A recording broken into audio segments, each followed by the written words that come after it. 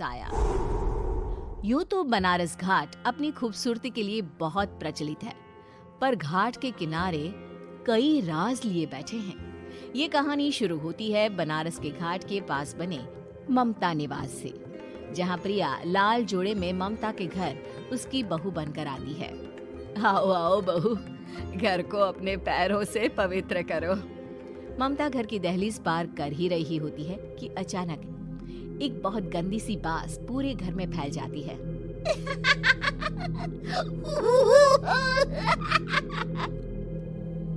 ये बदबू और ये आवाजें, ये कौन हंस रहा है माँ? अब ये पड़ोसी ना हमारे थोड़े अलग से है।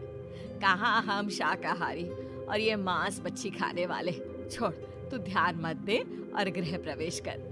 और हाँ बहू, अपनी सास की एक बात हमेशा याद रखना, इन पड़ोसियों से तो कभी बात नहीं करेगी। अच्छे लोग नहीं है ये।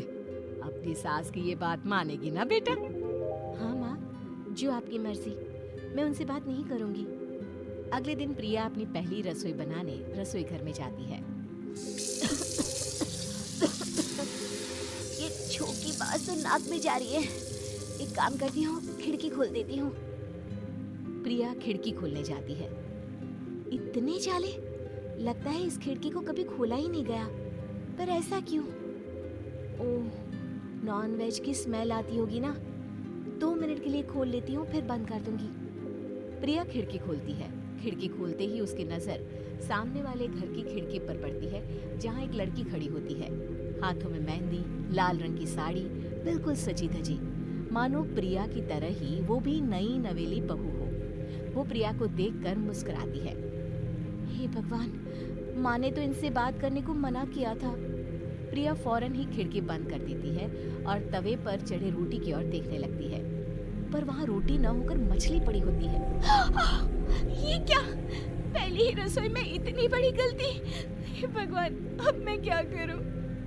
प्रिया बहुत डर जाती है और फौरन रसोई की सफाई करने और फिर सभी के लिए खाना बनाने लग जाती है। जब वो सबको खाना परोसती है, सब तो ठीक है, मैं बेकार में चिंता कर रही थी। हे भगवान, ऐसे ही बस अपनी कृपा बनाए रखना। रात के वक्त जब सब सो रहे होते हैं, तब प्रिया को पायल की आवाज सुनाई देती है, जिससे उसकी आंख खुल जाती है। ये पायल की आवाज कहाँ से आ रही है? प्रिया उठकर उस आवाज के पीछे छत की सीढ़ियों तक जाती है। तभी उसे बच्चे के रोने की आवाज आती है। प्रिया छत पर जाती है तो क्या देखती है? वही लाल साड़ी वाली लड़की अपनी गोद में एक नवजात बच्चे को घुमा घुमा कर सुला रही है। तभी प्रिया की नजर उसके पेट पर पड़ती है। ओह गॉड, ये तो प्रेग्नेंट भी है। सुनिए, बच्चा सो नहीं रहा है क्या? मैं कुछ मदद करूं? नहीं नहीं, आपके घर वालों को अच्छा नहीं लगेगा, मैं संभाल लूंगी। स्नेहा की गोद से बच्चा हाथ मारकर प्रिया की गोद में आने को छटपटाने लगता है। दोनों घर अगल बगल में बने होने के कारण प्रिया उस बच्चे को गोद में ले लेती है। प्रिया के पास आते ही वो सो जाता है। बच्चे का वो स्पर्श रात भर प्रिया भूल नहीं पाती और अगली सुबह वो छत पर कपड़े सुखा रही होती है।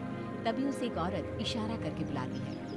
स्नेहा कह रही थी बाबू तुम्हारी गोद में आते ही सो गया। मैं गौरी, स्नेहा की माँ हूँ। बहू, घर आना, बाबू को खिला भी लेना। शाम को जब घर पर कोई नहीं रहता, बच्चे से मिलने के लिए प्रिया छिपकर अपनी पड़ोसन के घर चली जाती है और कुछ देर बच्चे को खिलाकर वापस लौट आती है। इसके कुछ दिन बाद ही प्रिया को पता चलता है कि वो माँ बनने वाली है। ममता की खुशी का ठिकाना नहीं रहता।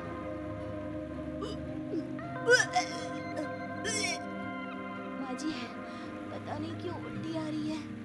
प्रिया भागती हुई वॉशरूम में जाती है तो हरे और लाल रंग की उल्टी करती है। उस उल्टी में से कीड़े निकलते हैं। ये क्या? खून और ये कीड़े! माँ!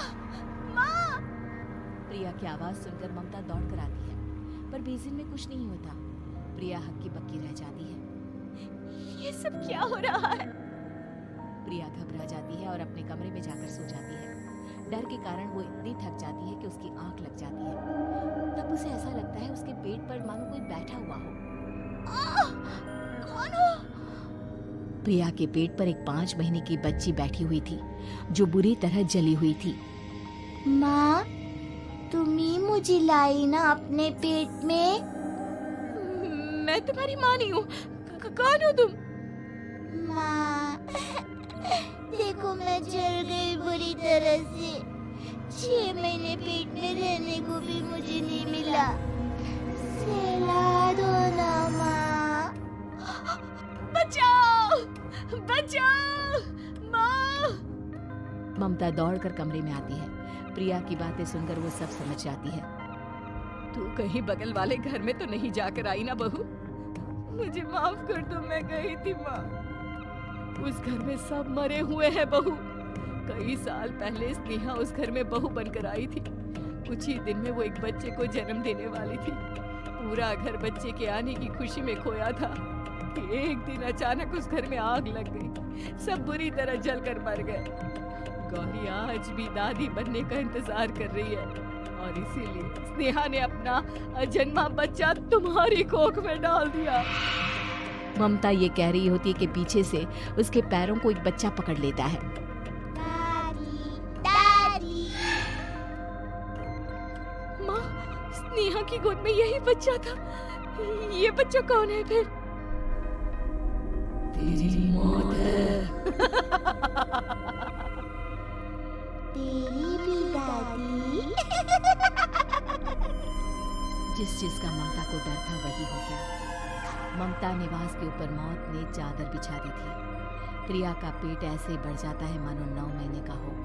2 हाथ उसके पेट से बाहर निकलते हैं। बहू, संतोष को फोन कर, किसी पंडित जी को बुला बहू। प्रिया का पति भागता हुआ घर आता है।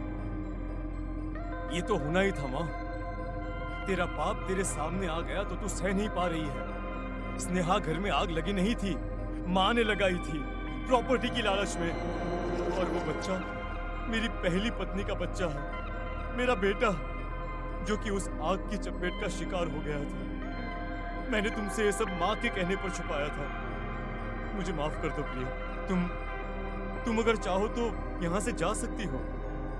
मैं तुम्हें किसी भी बंधन में रखना नहीं चाहता। मेरी शादी हुई है आपसे, मैं आपको छोड़ नहीं सकती, पर उससे पहले हमें स्नेहा, उसकी माँ और बच्चे की आत्मा की शांति करवानी होगी। संतोष और ममता गौरी के घर जाते हैं। अंदर सब कुछ जला हुआ होता है। जमीन पर जली हुई लाशें बिखरी हुई थी।